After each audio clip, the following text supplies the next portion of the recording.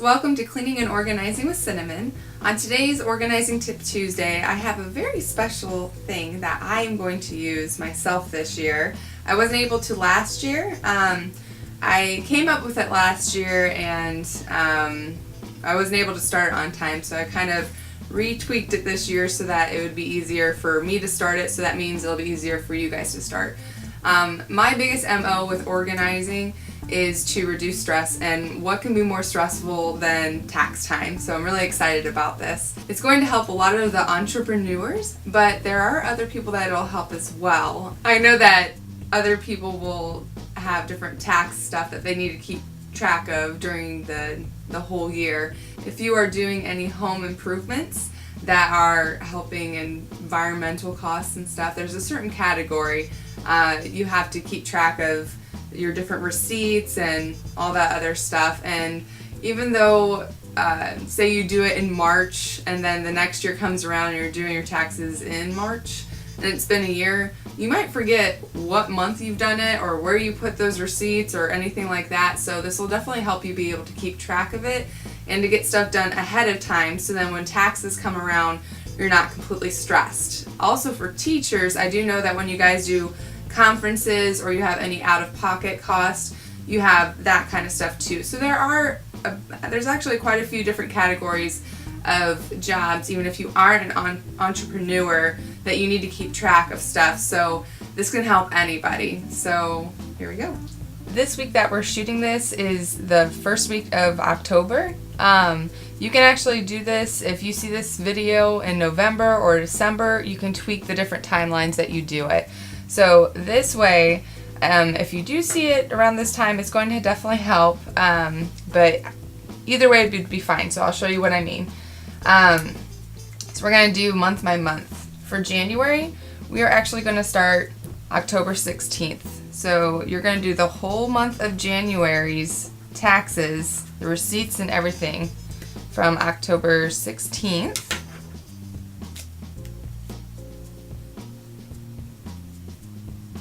All the way to the 22nd. And then we have February.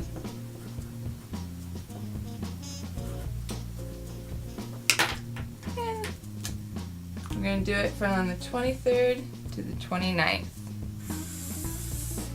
So that's this whole week to do it. If you find that your Wednesdays are less busy, you can go ahead and start doing it, work on it mostly on Wednesday. I always suggest doing a little bit at a time. So even if you want to do like your mileage on Monday and then your receipts on, break them up throughout the days, or if you have a free weekend and you can get up a little earlier, then you can get it done and tackle it on Saturday. So that part is going to be completely up to you guys. All right, for March,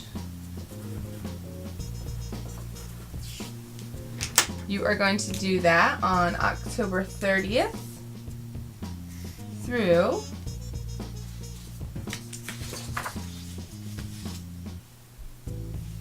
November 5th. April's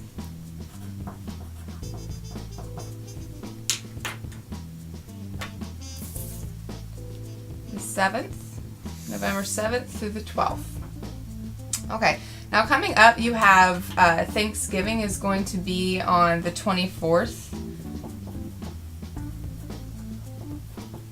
And maybe you have just a one-day get-together with family. Maybe you have a couple different get-togethers. Maybe you have a Friendsgiving, which I think is trending right now, getting together with your friends.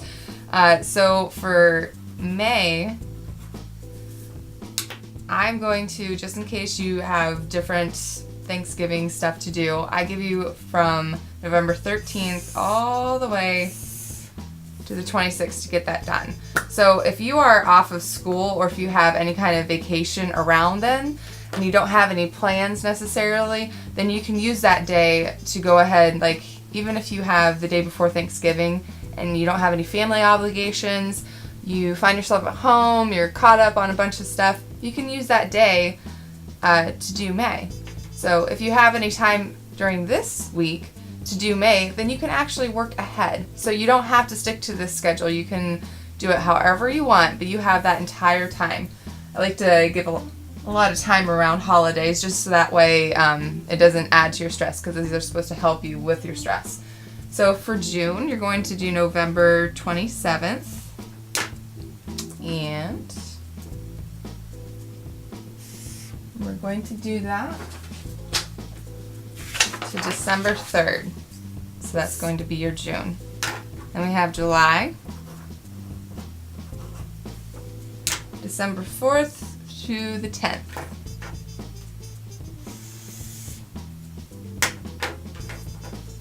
And then we have August. Okay, it's December 11th through 17th. Okay, now we're starting to get into Christmas, Christmas Eve, a bunch of different holiday stuff. So have Christmas, and then you have Christmas Eve, and then you're getting New Year's Eve, which is not a holiday, just New Year's Day is, but we'll go ahead and put that on there just in case. So this is going to be another time where I give you a couple of weeks, that way it's not stressed. So you have from December 18th to December 31st to get September done. And like I said, if maybe you're a college student and you've done some volunteer work and you need to gather all your receipts, things that you've donated or miles that you've had when you've gone to different things that you've volunteered at, then you can use, and you're on holiday break, Christmas break, then you can use those days to get caught up. If you find that you do have a lot of time during these 2 weeks, you can do the rest of the months. Or if you know that you have a big section that you can do this, and say your November and your October is busy, then you can do all the months. You can do one each day if you have that kind of time. So we have up until December. Then we're into January, and this is going to be, I actually have this entire week that you have off because you have New Year's Day. If you have kids in school, sometimes they'll have, that first week off or a couple days depending on what school you go to, or you have family get-togethers, you want to be able to get together with old college friends or with family or whatever. So I actually have you guys off this entire time. All right, so then the next week is going to be October.